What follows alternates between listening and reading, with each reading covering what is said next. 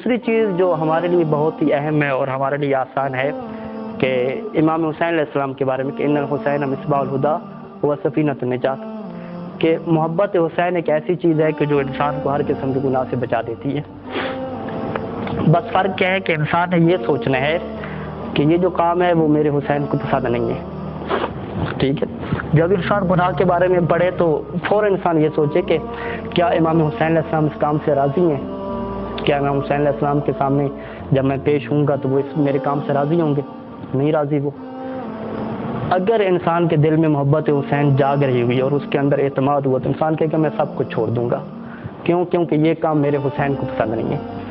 اور یہ مومن کے اندر ایک ایسی پاور ہے کہ اگر اس کے اندر محبت حسین ہے تو وہ دنیا کے ہر قسم کے گناہ کو چھوڑ سکتا ہے، اس کے لیے کوئی پرابلم نہیں ہے۔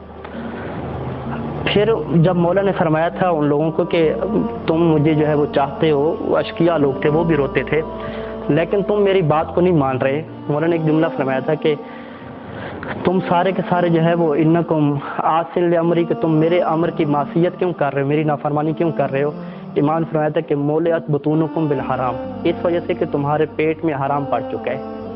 یعنی ایک یہ بہت ہی چیز ہے، خطرناک چیز، کہ اگر انسان نے مال حرام کھایا ہوا ہو تو باوجود اس کے کہ اس کے دل میں امام حسین علیہ السلام کی محبت ہو، وہ محبت بھی انسان کو کیا گناہ سے نہیں بچا سکتی اگر اس نے حرام کھایا ہوا ہو۔ اب حرام کیسے انسان کھاتا ہے؟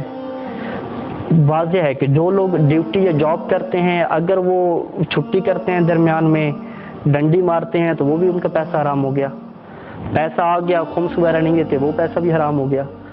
ہم جو طلبہ ہیں کہ جو ہم مال امام کھاتے ہیں، اگر ہم اس میں ڈنڈی مارتے ہیں، ٹھیک ہے، یعنی جان بوجھ کے درس چھوڑ دیتے ہیں اور باوجود اس کے کہ ہمیں پتہ ہے صبح درس میں جانا ہے، رات کو دیر تک جاگتے رہیں گے، پتہ ہے کہ صبح نہیں اٹھ سکیں گے، رات کو جلدی نہیں سوئیں گے، پھر کیا درس رہ جائیں گے، پھر مباحثے کے اپنے رہ جائیں گے، کوئی پلان نہیں ہے۔ پھر راتب اور شہریہ جو مل رہا ہے، جہاں سے مل رہا ہے، آنکھیں بند کر کے بسم اللہ جی ہضم کر کرتے ہیں۔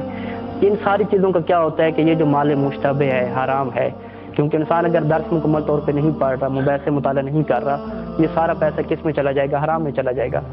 اور اگر انسان کے پیٹ میں حرام کا لقمہ آ گیا، باوجود اس کے کہ اس کے دل میں امام حسین علیہ السلام کی محبت ہے، اسے پتہ ہے کہ میرے حسین کو یہ کام پسند نہیں ہے، وہ اس کے دل میں یہ طاقت ہی پیدا نہیں ہو سکتی کہ وہ اس چیز سے بچ جائے۔ لہذا کہتے ہیں کہ ابتدا انسان کہاں سے کرے؟ ابتدا انسان یہاں سے کرے کہ جو اس کی شرعی ذمہ داریاں انسان اس کو پورا کرنا شروع کر دے۔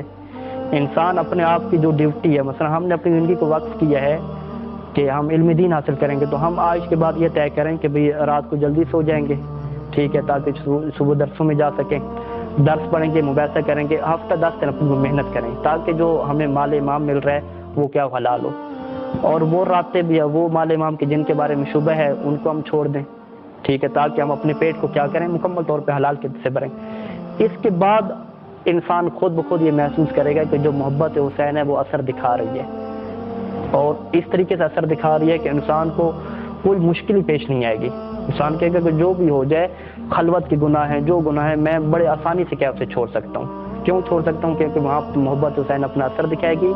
اور اسی وجہ سے روایات میں ہے کہ اگر علی علیہ السلام کی حقیقی محبت، مولا علی کی حقیقی محبت مومن کے دل میں آ جائے تو وہ گناہوں کو ایسے کھا جاتی ہے کہ جیسے جو لکڑی خشک لکڑی کو آگ کھا جاتی ہے، خود بخود، یعنی آگ لگاتے جائیں ختم۔ یہ کب ہوتا ہے کہ جب محبت اپنا اثر دکھاتی ہے، اور مولا حسین کی محبت تو بہت زیادہ مومن کے اوپر اثر دکھاتی ہے، لیکن وہ بھی اس بات کے ساتھ مشروط ہے کہ انسان اپنی زندگی کو مرتب کر کے جو حرام کا مال ہے اس کو سائڈ پہ کرے۔ جیسے انسان حرام کے مال کو سائڈ پہ کرے گا، محبت اثر ہوگی اور انسان کیا ہے، خود بخود بچ جائے گا۔ بہرحال تو گفتگو کیا ہے کہ فقہا یہ کہتے ہیں